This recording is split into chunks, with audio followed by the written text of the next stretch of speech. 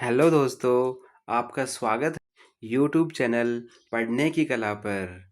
आज हम transfer of property law का क्वेश्चन नंबर 8 लेकर आए हैं। ग्रुप के अंदर जो भी इम्पोर्टेंट क्वेश्चन आए थे, मैं उन सब की व्याख्या करने का प्रयास करूँगा। तो प्लीज़ आप लोग चैनल को सब्सक्राइब कर लीजिए और हमारे साथ जुड़े रहिए। इसमें आपको daily new question, important question आपको एक्सप्लेन किए जाएंगे। चलो आओ शुरू करते हैं। क्वेश्चन नंबर 8, निर्वाचन के सिद्धांत और इसके अपवादों की व्याख्या कीजिए। संपत्ति अंतरण अधिनियम में समाहित निर्वाचन के सिद्धांत की विवेचना कीजिए। निर्वाचन से क्या तात्पर्य है? निर्वाचन के सिद्धांत के विभिन्न पहलुओं की विवेचना कीजिए। संपत्ति अंतरण अधिनियम 1882 की धारा 35 में निर्वाचन का एक महत्वपूर्ण सिद्धांत प्रतिपादित किया गया है।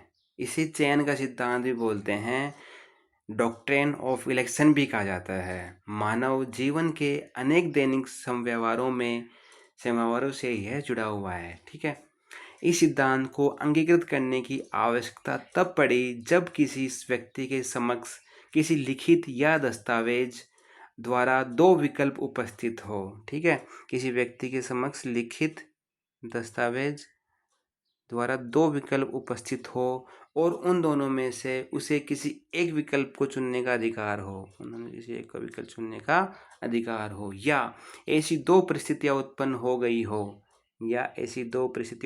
हो गई हो जिनमें से किसी एक का चयन करना हो। ठीक है, तथा दूसरी अपवर्जन करना आवश्यक हो। ठीक है, मतलब ये दो चीज़ें दी हो, अथवा दोनों विकल्पों को न तो एक साथ उपयोग किया जाना संभव हो, न ही एक का दूसरे के बाद उपयोग किए जाने की व्यवस्था हो। ठीक है, इसमें संपत्ति अंतरण अधिनियम 1882 की धारा 35 में निर्वाचन का सिद्धांत प्रतिबद्ध किया गया था। इसे चयन का सिद्धांत भी बोला जाता है। ठीक है, इसमें जब किसी व्यक्ति के समक्ष किसी लिखित अथवा दस्तावेज का दो विकल्प उपस्थित हों, ठीक है, उन दोनों में से उसे किसी एक विकल्प को चुनने का अधिकार हो। ठीक है, यदि दो परिस्थिति उत्पन्न हो गई हो जिनमें से किसी एक का चयन करना हो, दूसरी का अपवर्जन करना हो। ठीक है, अथवा दोनों विकल्पों में से वह सिर्फ एक ही विकल्प को यूज कर सकता है, दूसरे दोनों को एक साथ यूज नहीं कर सकता। ठीक है, ना ही एक के बाद दूसरे का उपयोग कर सकता है। ठीक है, वहां पर निर्वाचन सिद्धांत का उपयोग किया जाएगा। धारा 35 का मूल पाठ इस प्रकार है, जहाँ की कोई व्यक्ति ऐसी संपत्ति अंतरित करने की प्रत्यंसा करता है। ठीक है, जहाँ कोई व्यक्ति ऐसी संपत्ति, ठीक है, ऐसी संपत्ति अंतरित करने का प्रत्यंजना करता है, मतलब प्रयास करता है, कोशिश करता है, ऐसी संपत्ति जिसे अंतरित करने का उसे कोई अधिकार ही नहीं है। ठीक है, कोई व्यक्ति है, कोई प्रॉपर्टी ट्रांसफ़र करना चाहता है, ठीक है, या ऐसी प्रॉपर्टी ट्रांसफ़र करने का प्रयास करता है, लेकिन क्या है, उस प्रॉपर्टी पर उसका कोई अधिकार नहीं होता है। ठीक है, जिसे अंकित करने का उसको अधिकार नहीं है, और उसी संव्यवहार के भागरूप कोई फ़ायदा, उसी संव्यवहार मतलब उस प्रॉपर्टी को बेचने, क्रय विक्रय करने के दौरान जो उनका व्यवहार बनता है ना, उस व्यवहार के दौरान के भागरूप कोई फ़ायदा होता है, कोई फ़ायदा उस संपत्ति के स्वामी को प्रदत्त करता है। ठीक है, मतलब कोई आदमी है, कोई प्रॉपर्टी सेल कर रहा है, लेकिन उस प्रॉपर्टी पर उस आदमी का कोई प्रभाव नहीं है, कोई उसका अधिकार नहीं है। ठीक है, लेकिन वो उस प्रॉपर्टी की डील कर देता है। डील करने में जो प्रॉफिट आता है, वो प्रॉफिट वो उस प्रॉपर्टी के मालिक को प्रदत्त करता है। ठीक है, संपत्ति के स्वामी को प्रदत्त करता है। वहाँ ऐसे स्वामी को निर्वाचन करना होगा। ठीक है, वहाँ पर जो उस प्रॉपर्टी का ओनर है, जो प्रॉपर्टी का मालिक है, उसको निर्वाचन करना होगा। क्या निर्वाचन करना होगा कि वह या तो ऐसे अंतरण का पुष्टि करे, ठीक है, या तो वो उसको वेरीफाई करे, भाई ठीक है इसने प्रॉपर्टी सेल कर दी, कोई दिक्कत नहीं है, आप कर लो। ठीक है, या उसे विसम्मत हो जाए, या फिर उसको इनकार कर दे, भाई ठीक है मैं तो मेरी प्रॉपर्टी नहीं बेचूंगा, मैं तो तेरे पैसे तेरे पास ही रख। ठीक है, और पश्चात कथित दशा में वह ऐसे प्रदत्त फायदे का त्याग करेगा। ठीक है, और उस दशा में जैसे उसने मना कर दिया कि भाई मैं प्रॉपर्टी को सेल नहीं करूंगा, तो उस दशा में उसको जो लाभ हो रहा था, उस लाभ को लेने से वह इनकार कर देगा। ठीक है, उस फायदे का त्याग कर देगा, और इस प्रकार त्यक्त फायदा अंतरक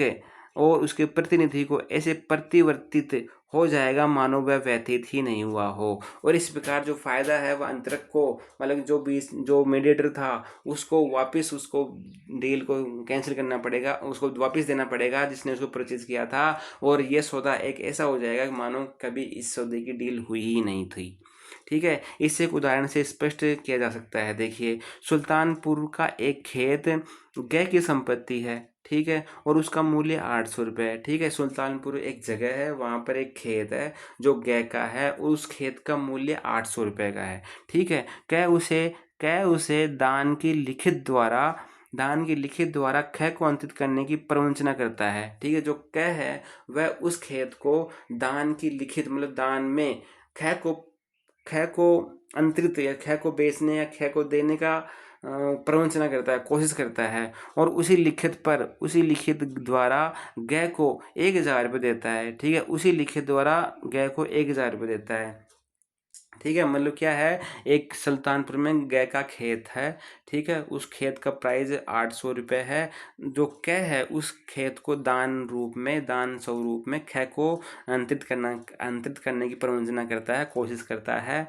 ठीक है, और उसी लिखित द्वारा गै को 1000 रुपये देता है। कौन? गै खेत को अपने पास रखना निर्वाचित करता है। ठीक है, जो गै है वो खेत को अपने पास रखना निर्वाचित करता है। ठीक है, ख नहीं चाहता कि वो उसको अपने खेत को बेचे। ठीक है, वो अपने खेत को अपने पास ही रखना चाहता है। 1000 रुपये का दान उसे संपचित हो जाएगा। ठीक है, जो 1000 रुपये उसको मिलने वाले थे वो वापस ख के पास ले जाएंगे, वह उनको उपभोग नहीं कर सकता। ठीक है, यहाँ पे निर्वाचन का सिद्धांत था। निर्वाचन ये था कि गै के पास निर्वाचन करने के 2 अधिकार थे। एक, या तो वह उस खेत के जो 800 रुपये की जो प्राइस थी उससे एक्स्ट्रा उसको 1000 रुपये मिल रहे थे, या तो वो उसको ले लेता, या फिर जो खेत था उसका जो विक्रय करा गया था उसको कैंसिल कर सकता था। तो गै ने अपना खेत को अपने पास रखना ही उचित समझा, और उसने जो फायदा हो रहा था, जो पैसे आ रहे थे उसके पास, उनको लेने से उसने इनकार कर दिया।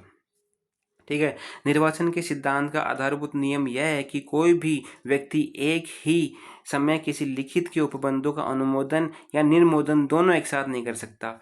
ठीक है, मतलब कि निर्वाचन सिद्धांत का आधारभूत सिद्धांत यही होता है कि कोई भी एक व्यक्ति एक ही समय पर लिखित उपबंधों का अनुमोदन और निर्मोदन एक साथ नहीं कर सकता। ठीक है, या तो उसको कोई सौदा हो रहा है, ठीक है, या तो उस सौदे को हाँ करेगा या उस सौदे को ना करेगा, लेकिन हाँ ना दोनों एक साथ नहीं कर सकता। ठीक है, जैसे कर सकता, उसे दोनों में से किसी एक का चयन करना पड़ेगा। ठीक है जी, दोनों में से किसी एक का चयन करना पड़ेगा उसको। ठीक है, दोनों में से एक चयन करना पड़ेगा, वही तो निर्वाचन का सिद्धांत हो गया।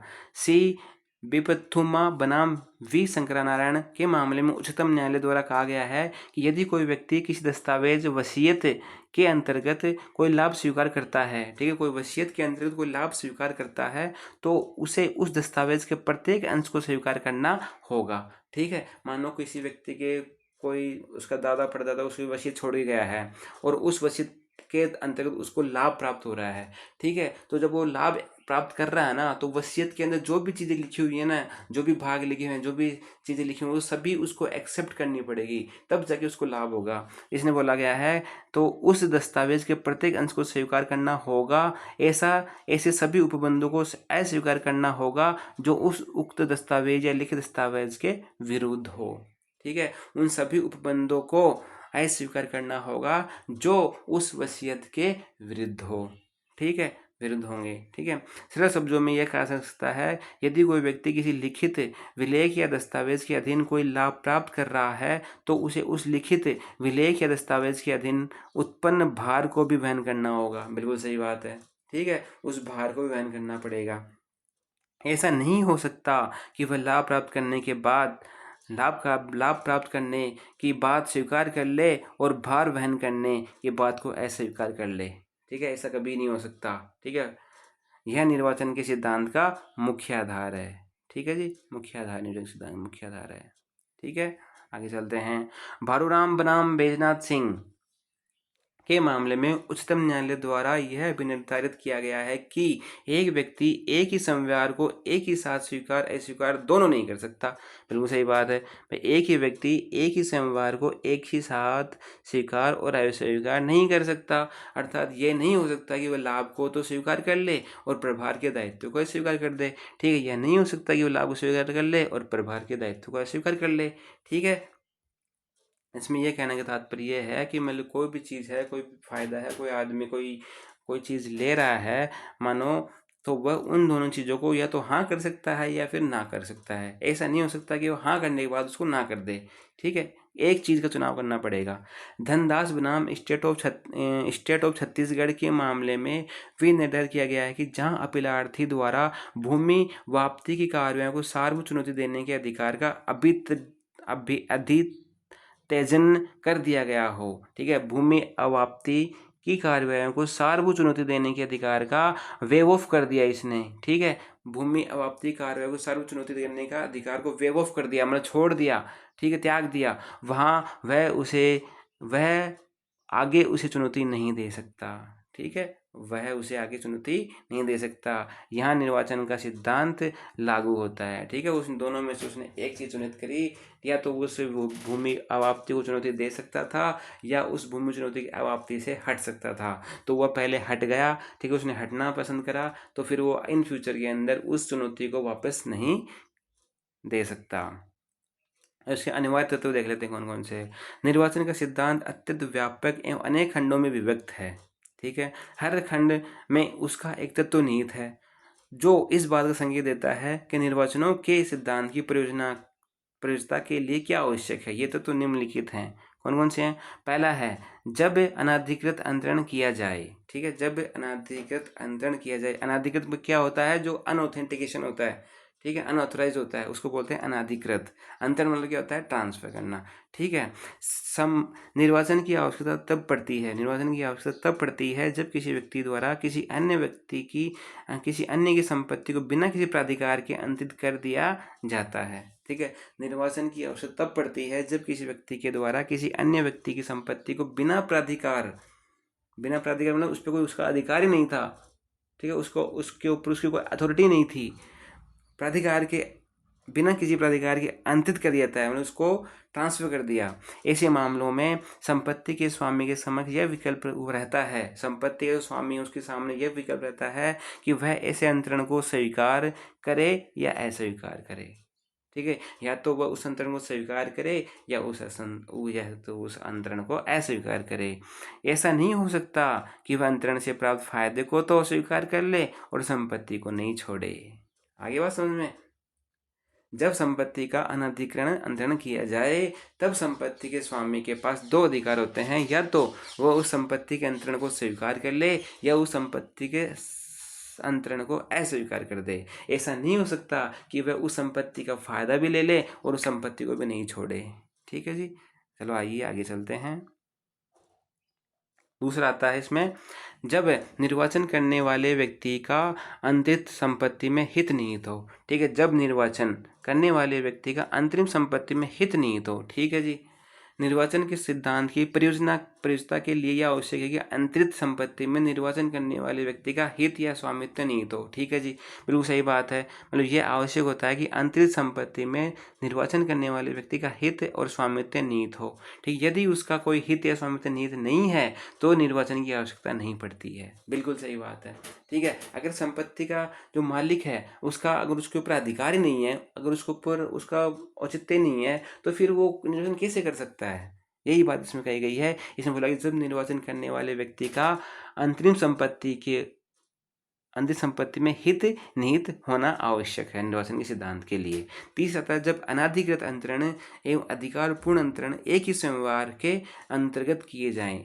निर्वाचन के सिद्धांत को लागू करने के लिए यह भी आवश्यक है कि अनाधिकृत अंतरण एवं अधिकारपूर्ण अंतरण एक ही संव्यवहार अर्थात एक ही विलेख के अधीन किए जाएं। ठीक है, अनाधिकृत अंतरण एवं अधिकारपूर्ण अंतरण एक ही संव्यवहार के अंतर्गत या एक ही विलय के अधीन किए जाएं। दोनों अंतरण एक दूसरे पर आश्रित होना अपेक्षित है। ठीक है जी, दोनों एक दूसरे पर आश्रित होना अपेक्षित है। यदि दोनों स्वतंत्र एवं पृथक पृथक हैं तो यह सिद्धांत लागू नहीं होगा।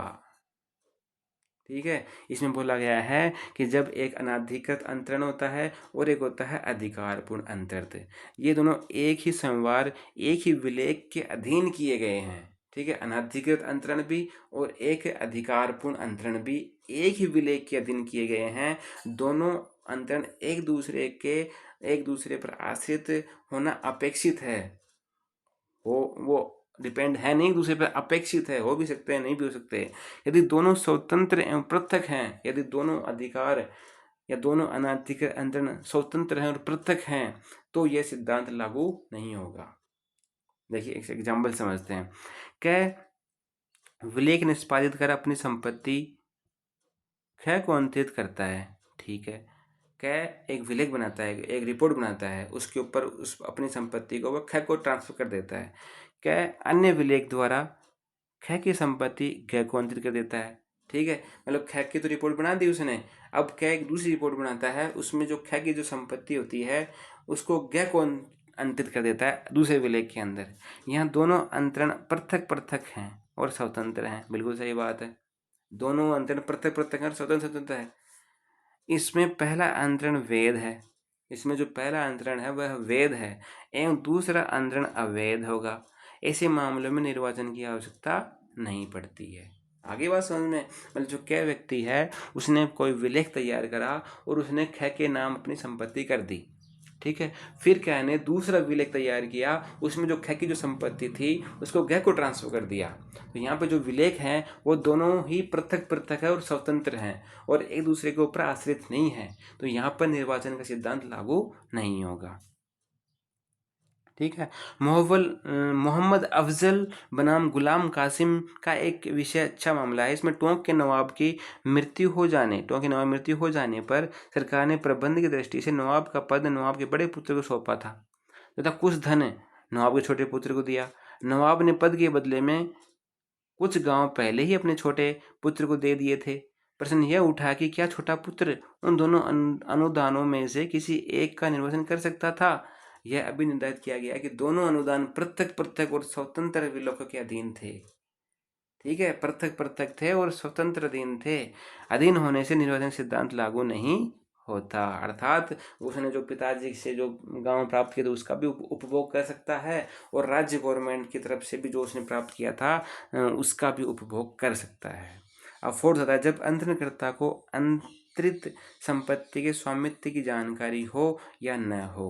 जब निर्वाचन के सिद्धांत की प्रयोजना के लिए यह आवश्यक नहीं है कि अनाधिकृत रूप से संपत्ति का अंतरण करने वाले व्यक्ति को उस संपत्ति के स्वामित्व के बारे में जानकारी रही हो या नहीं रही हो। ठीक है, मतलब यह जरूरी नहीं है कि जो संपत्ति का अंतरण कर रहा है उसको स्वामित्व के बारे में जानकारी रही हो या नहीं रही हो। ऐसे मामलों में यह साबित करने की आवश्यकता नहीं होती है कि अंतरणकर्ता को संपत्ति का अंतरण करते समय यह ज्ञान था कि अंतरित की जाने वाली संपत्ति का वह स्वामी नहीं है। ठीक है जी, ये ऐसा कहना चाह रहा है कि जब अंतरणकर्ता को आंतरिक संपत्ति के स्वामित्व की जानकारी हो या नहीं हो तो भी वह संपत्ति का ट्रांसफर कर सकता है। यह जरूरी नहीं है कि उसकी नॉलेज में ये चीज़ आए कि इस संपत्ति का मालिक कौन है, उसको तो ट्रांसफर करने से मतलब है। ठीक है, ये लिखा हुआ है कि ऐसे मामले में साबित करने की आवश्यकता नहीं है कि अंतरणकर्ता को संपत्ति का अंतरण करते समय यह ज्ञान था कि अंतरित की जाने वाली संपत्ति का वह स्वामी नहीं है। ठीक है, ज्ञान ही था उसको तो। ठीक है, अब देखते हैं पांचवा, जब लाभ अप्रत्यक्ष एवं परोक्ष रूप से दिया जाए। ठीक है, निर्वाचन का सिद्धांत ऐसे मामलों में लागू नहीं होता है जहां लाभ प्रत्यक्ष रूप से न दिया जाकर परोक्ष रूप में दिया जाए। ठीक है, निर्वाचन का सिद्धांत ऐसे मामला लागू नहीं होता है जहां लाभ प्रत्यक्ष रूप से न दिया जाकर परोक्ष रूप से दिया जाता हो। ठीक है, लाभ प्रत्यक्ष रूप से दिया जाएगा तो वहां पर निर्वाचन का सिद्धांत लागू होगा, अन्यथा नहीं होगा। एवं लाभ दिए जाने वाले व्यक्ति की हैसियत भिन्न भिन्न हो। ठीक है, लाभ दिए जाने वाले व्यक्ति की हैसियत भिन्न भिन्न हो, मतलब अलग अलग व्यक्ति हो। ऐसे मामलों में एक हैसियत में वह लाभ को स्वीकार कर सकता है और दूसरी हैसियत में प्रभार को स्वीकार कर सकता है, क्योंकि वो हैसियत भिन्न भिन्न है उनकी। तो एक मामले में तो एक्सेप्ट कर सकता है लाभ को और एक दूसरे मामले में वह हैसियत को प्रभार को अस्वीकार कर सकता है। निर्वाचन की रीति। निर्वाचन मुख्य रूप से दो प्रकार से किया जाता है। पहला होता है प्रत्यक्ष रूप से निर्वाचन, दूसरा होता है आचरण द्वारा निर्वाचन।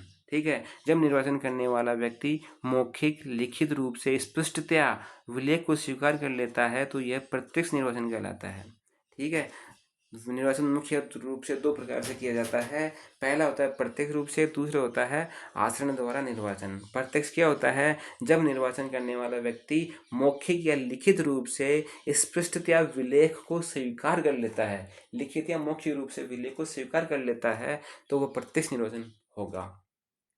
लेकिन यदि निर्वाचन करने वाला व्यक्ति मौखिक या लिखित रूप से स्पष्टतया विलेख को स्वीकार नहीं करता है, देखो नहीं करता है, परंतु उस विलेख के अधीन प्रदत्त लाभ को स्वीकार कर लेता है। ठीक है, विलेख को स्वीकार नहीं करता है लेकिन उस विलेख से प्रदत्त लाभ को स्वीकार कर लेता है तो यह मान लिया जाएगा कि उसने अपने पक्ष में निर्वाचन कर लिया है और यह निर्वाचन की विवेक्षित रीति है। ठीक है, यह मान लिया जाएगा कि उसने अपने पक्ष में निर्वाचन कर लिया है। इसको बोलते हैं आचरण द्वारा निर्वाचन। अब देते हैं निर्वाचन के अपवाद। देखिए, निर्वाचन के सिद्धांत के कतिपय अपवाद भी हैं। निम्नांकित अवस्थाओं में यह सिद्धांत लागू नहीं होता है। जहां दोनों अंतरणों में से कोई भी अंतरण अवैध हो, ठीक है, वहाँ पे सिद्धांत अपवाद है, मतलब वहाँ पे अपवाद है। जहाँ दोनों अंतरणों में से कोई भी अंतरण अवैध हो, उदाहरण शाश्वतता के विरुद्ध नियम के विपरीत किया गया अंतरण अपवाद कहलाएगा। अब शाश्वतता के विरुद्ध नियम क्या होता है? शाश्वतता मतलब होता है कंटिन्यूटी, परपेचुअलिटी, लगातार। मतलब कोई संपत्ति, कोई व्यक्ति होता है, वह यह चाहता है कि जो ये मेरी प्रॉपर्टी है, इसको मैं यूज़ करूँ, मेरी आने वाली पीढ़ियाँ इसको यूज़ करती रहें, उसको बोलते हैं शाश्वतता के नियम। ठीक है, तो यह भी इसमें निर्वाचन के अपवाद होता है। ठीक है, इसमें अपवाद होता है। जहाँ संपत्ति के अंतरण एवं स्वामी को पर लाभ के विलेख भिन्न भिन्न हो, वहाँ पर भी निर्वाचन का सिद्धांत अप्लाई नहीं होगा, वह भी उसका अपवाद होता है। ठीक है, जहाँ संपत्ति के अंतरण एवं स्वामी को प्रद लाभ के विलेख भिन्न भिन्न हो, वहाँ पर भी निर्वाचन सिद्धांत लागू नहीं होंगे। जहाँ किसी एक व्यक्ति को समव्यवहार के अधीन प्रत्यक्ष रूप से लाभ प्राप्त नहीं होता हो, ठीक है, वहाँ पे भी निर्वाचन सिद्धांत लागू नहीं होता, यह भी इसका अपवाद होता है। अभी देखो अपने ऊपर पढ़ा था कि जहाँ किसी व्यक्ति को समव्यवहार के अधीन प्रत्यक्ष रूप से लाभ प्राप्त नहीं होता हो तो वहाँ पे निर्वाचन सिद्धांत लागू नहीं होता है। ठीक है, जहाँ मामला राज्य के अनुदान का हो, ठीक है, जहाँ मामला राज्य के अनुदान का हो वहाँ पे भी निर्वाचन का सिद्धांत लागू नहीं होगा, क्योंकि वो तो सारा सिस्टम ही गवर्नमेंट के अंडर में रहेगा। जहाँ संपत्ति के अंतरण के परिणाम उचित नहीं निकलते हो, अर्थात साम्यपूर्ण न हो, जहाँ संपत्ति के अंतरण के परिणाम उचित नहीं निकलते हो, वहाँ पे भी निर्वाचन सिद्धांत लागू नहीं होगा। जहाँ स्पष्ट घोषणा द्वारा निर्वाचन किया जाना आवश्यक नहीं हो, वहाँ पे भी निर्वाचन के सिद्धांत लागू नहीं होगा। जहाँ स्पष्ट घोषणा द्वारा निर्वाचन किया जाना आवश्यक नहीं हो, वहाँ पे भी इसके अपवाद बता दिए गए हैं। ठीक है, तो ये अपना क्वेश्चन नंबर 8 कंप्लीट हो चुका है। यहाँ तक बने रहने के लिए बहुत बहुत धन्यवाद। तो अब मिलते हैं अगली वीडियो में इसी समय पर। Thank you so much.